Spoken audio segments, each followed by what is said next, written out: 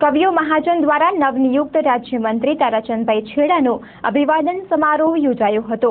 100 થી વધુ સંસ્થાઓ દ્વારા તારાચંદભાઈનું સન્માન કરાયું હતું। કવિઓ મહાજન સર્વ સેવા સંઘ, સુપાર્શ્વ સેવા મંડળ, કવિઓ યુવા પાંખ, સખી વૃંદ, નવનીત પરિવાર સહિત 100 જેટલી સંસ્થાઓ દ્વારા સન્માનના પ્રત્યુત્તરમાં તારાચંદભાઈએ આગામી દિવસોમાં જ્યારે બજેટ રજૂ થવાનું છે ત્યારે કચ્છને વિશેષ પ્રાધાન્ય મળશે તેવી ખાતરી આપતા શ્રેષ્ઠ દાતાઓના સહકારથી છેવાડાના જન સુધી સેવાની સુવેશ ફેલાઈ છે। મુંબઈના શ્રેષ્ઠીઓને કચ્છમાં ઉદ્યોગો વિકસાવવા જણાવ્યું હતું। ધારાસભ્ય પંકજભાઈ મહેતાએ મહાજનની પરંપરાને જન જન સુધી છેડાએ સાર્થક કરી બતાવી છે। અલગ કચ્છના આચાર્ય ગુણોદય સાગર સુરેશ્વરજી મહારાજ સાહેબ દ્વારા માંગલિક ફરમાવાયું હતું।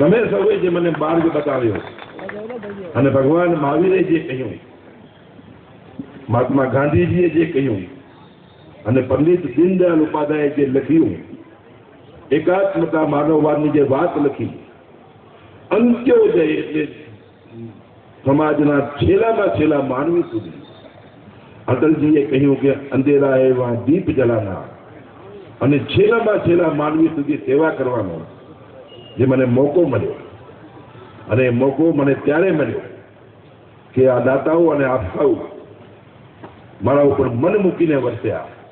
હું 2 લાખ રૂપિયા માંગુ તો આપે 12 લાખ રૂપિયા આપ્યા। એક દિવસ છાપામાં જાહેરાત આપું તો બીજા દિવસે મારે લખવું પડે કે પૈસા નહીં મોકલતા, પૈસા પૂરતા પ્રમાણમાં આવી ગયા। એ જો કોઈ યશના ભાગીદાર હોય તો તમે છો, મારું તો માત્ર નામ છે। ગુજરાત સરકારની અંદરમાં પણ એવા વિભાગ મને મળ્યા છે। સુંદરજીભાઈ સતત હું ધારાસભ્ય ત્યારથી ગમે તેમ કરીને હું મંત્રીમંડળમાં આવું, ગમે ત્યાંથી છેડા લગાવે કરે સુંદરજીભાઈ એનો કહેતો હતો, સુંદરજીભાઈ તમે ચિંતા ન કરો, નસીબમાં હશે તો જરૂર મળશે અને સમયથી પહેલા ક્યારેય મળ્યું નથી અને નસીબથી વધારે તો કોઈને મળ્યું નથી અને નસીબમાં હતું એ જ્યારે આપણને મળ્યું છે ત્યારે એના દ્વારા સદકાર્યો થાય। આખું મહાજન બેઠું છે। ભાઈ શ્રી પંકજભાઈ મારા પ્રમુખશ્રીએ કીધું, મહાજન એટલે શું? જન જનના મન સુધી પહોંચે અને નાનામાં નાના માનવીને જે ઉપયોગી થાય એ મહાજન।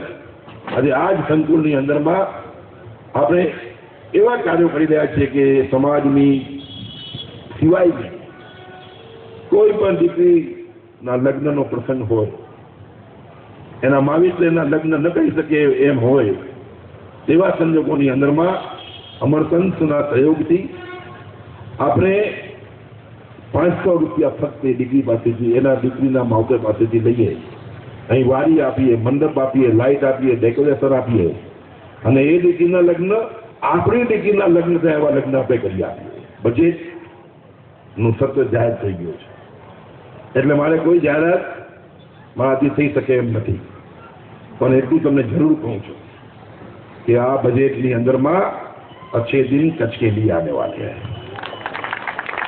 અને કચ્છના વિકાસના જે પણ કામો છે એ કામો સૌ સાથે મળીને આપણે પૂરા કરશું। હું રાજ્યના મંત્રીમંડળમાં ગયો એટલે હવે કચ્છમાંથી ચાલ્યો ગયો, તમે ચિંતા નહીં કરતા। હું દર શનિ રવિવારે લગભગ કચ્છમાં આવવાનો પ્રયાસ કરીશ। રાતના 12 વાગે આપ મને ફોન કરજો। આપનું કામ કરવામાં હું ક્યાંય કચાશ નહીં રાખું। સરકારી કામ તો થતા રહેશે, સરકારના વિકાસના કામો થતા રહેશે, પણ સામાજિક કામ હોય, ધાર્મિક કામ હોય, કોઈને આર્થિક મદદ આપવાની વાત હોય, કોઈના ઘરે કોઈ સારો નરસો પ્રસંગ હોય, આપ જરૂર મને યાદ કરજો હું મારી સેવા કરવાની અંદરમાં ક્યાંય કચાશ નહીં રાખું.